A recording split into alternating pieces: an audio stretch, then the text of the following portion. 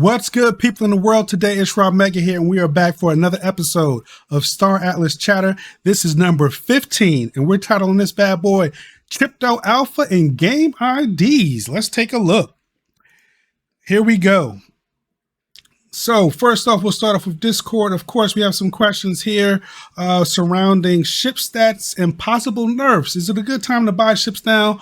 Or basically, are there going to be some more changes that could kind of frustrate people if you buy a ship now, then it gets nerfed later? That was the gist of the question here. And Chypto answers, so far there have been no indications to us in the data that ship stats need to significantly change in labs. If anything, we may change some things like travel times and fuel costs across all ships, not just a certain range of classes.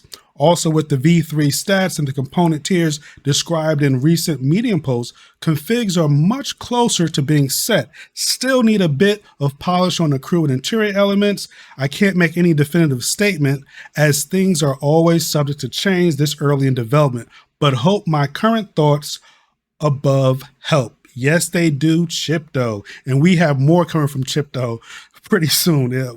Excellent week of alpha here. Okay, next we have win player profiles. Michael Wagner jumps in. Well, you already have profile running on the back end, but if you're asking about full account management, sometime next year. If you're asking about auto approve with Ledger, that's a maybe for this year or early next year. So player profiles sometime next year. So time to sink into Sage Labs if you haven't already. Most of us are already addicted to it. It's very fun and engaging, even though it's just UI based, which is very interesting. But we're going to have this format for a while. You're not going to be able to lease out, loan, rent your assets if you have large fleets. So settle in. Use your time wisely, get yourself on a little schedule or something. So like every day, at least you're doing something, moving forward while you're crafting and gathering components, getting golden tickets or what have you. Okay, next, Fimble Bios Butch. Now you may have heard the news that the Butch will sell. They will sell it. At the time they originally said they were not going to sell exclusive ships. However, the caveat is, guess what? The Bios Butch is not an exclusive ship. It's just basically going to be the Max Hog and the Mamba X. Those are the two exclusive ships that Automata will not sell, but we will be able to redeem them. And then in the future, you'll be able to craft them as well, if I'm not mistaken. So just the facts here from Michael Wagner. He replied to that, just give us some clarity here. We'll start off with, for the exclusive ships, the entire supply is available in labs and beyond, promotions, asset campaigns, etc. This applies to the Max Hog and EX. The total supply of these ships use the same pricing supply model we use for all other ships. I don't have the numbers offhand, but it will be approximately the same total amount as the Mamba, though we're now using a new config and pricing model. So some variation should be expected. For the Butch, we have allocated 15 for labs, 8 via redemptions, and 7 in golden ticket drawings. We will sell Butch later, and it will also conform to our pricing supply model for future supply. So if you've been trying to get that Butch, or you have your at least sight set on it, there's only going to be 8 available to redeem. So get cracking on those components and resources and those SDUs. That's the big thing right there, the SDUs. But there's only 8 available, so get to it if that's something that you want to obtain. Okay. Hoarding is encouraged. There was a question in the community basically summarizing that you don't really want us to hoard all these materials and things like that. But Michael answers, and everything you're mining, crafting in labs is forward compatible except for the golden ticket. So feel free to hoard and save for Starbase. This is important because guess what? Michael's giving you the game right here. It's all about hoarding these components, rare resources, tier 4 components, and all these things because it will be highly valuable. I'm suspecting, I don't see how it couldn't be, as we move into Starbase. So gather, hoard as much as you can right now. And we'll talk a little bit more about that later as well. So we have Mega Alpha Alert. This might be the biggest alpha of the week. It's concerning game IDs and Starbase. So the question in the community I'm summarizing here was, how are we going to get our assets into Starbase, basically? And right now the team doesn't know it specifically, but Michael Wagner did give us this alpha here.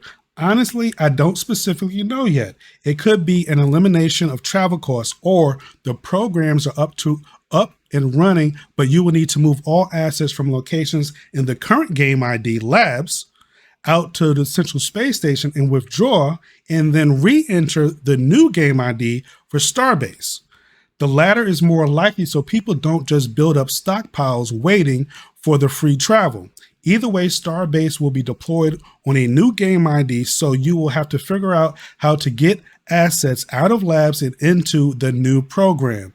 So this is very key because we just said hoard as much as you want. However, when Starbase comes, we're going to have to move those things from the Central Space Station out into Starbase, into a new game ID or a new instance, if you will, so that we can play Starbase. So if you're like me and you have resources, millions of resources scattered around in several different Starbases, that's fine. But what you want to do is start moving that inventory to the Central Space Station. Anytime you go into the Central Space Station, bring some cargo with you to start stockpiling things at the Central Space Station. So that's good to know. I'm glad we found that a week or a week and a half in, as opposed to letting us know a month or 2 months later, because that would be crazy.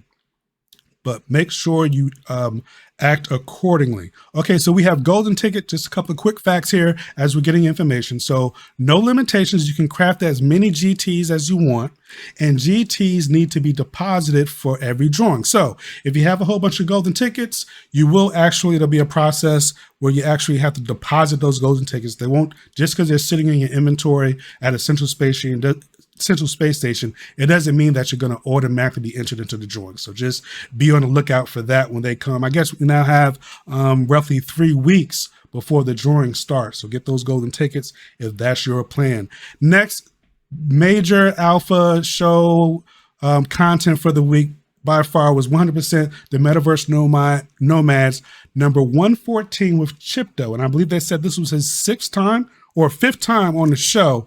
And again, every time he's on, it's full alpha. You just got to listen to the whole thing. I did summarize my top 10 takeaways, and I'll provide a link, of course, in the video and in this article as well.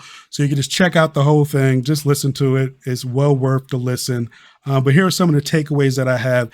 So he also talks about what's on the horizon and things to look forward to. So it's very good info here. So one, we have Sage Starbase is expected to be released with loyalty points and experience. Now, we knew about loyalty points, but didn't know about the XP. So can't wait for that, because that's when we're actually going to have progression. So it's not all just about trying to make Atlas and, penny pension and things like that, but also player progression. That's the fun part of the game. So really looking forward to that. You'll be able to use LP and Atlas to redeem ships or potentially other in-game assets like profession licenses. Very cool. After Starbase, localized marketplaces for Starbase's indoor regions is on the roadmap. So you could have your own localized market at MRZ19 with certain discounts and things like that, competing with the large secondary market that's at the Central Space Station. So there'll be a little nuance there, making the game even more fun, complicated, and very engaging. Okay, right now is the easiest Star Atlas will ever be. Everything from crafting, travel, etc. will be harder as the game continues to iterate. For example, when you first craft a tier 1 Starbase, you won't be able to craft tier 4 radiation absorbers immediately. So that's what's going to be in Starbase. We're going to have to craft these Starbases back up and get them from tier 1 to tier 4, where we can craft just about everything we want, okay? So take advantage now. We also have, as you earn XP, your council rank increases, which will give you privilege points. Now, privilege points can be used for things like increasing max fleet size, number of crew members that can craft at the same time, star path fee reduction, and maybe even crafting fee reductions. So that's going to be good. As early adopters, we'll have a grace period where we can earn XP up to a level cap before they turn on council rank. This way you'll have some points in the queue to use as soon as council rank is live, so you're not actually starting from scratch. So as early adopters, when we get into right now, once they turn on LP and XP, we'll be able to grow our characters, our profiles, and then we'll have a cache or a stock of these experience points or privilege points, if you will, to use as soon as they turn on Starbase, so we can level up, have maybe more ships in there as you would have if we were starting from zero. So that is awesome, and it pays to be an early adopter. Okay, so don't expect the same map as we have now in slabs. It will change, and they're thinking at least 2 more star bases and roughly 3 new resources as expected, can be expected in Starbase, with more coming on later, of course, as we're going to have tons of recipes and all kinds of things later on. But Starbase is not going to be a total change with massive recipes. Just about 2 or 3 more resources and a couple more star systems is what they're thinking right now. Okay, and lastly, we will be able to defend our star bases and land claims passively by constructing defensive equipment and things like that, and also docking ships at defendable locations. So we're not going to be able to be on 24/7. So it's good that there will be some type of passive way to defend your assets in Gallia. All right, so that is it for this week. Wanting to get this chatter in to you guys. Until next time, take care. I will see you again. RahMega is out. Float the buoy.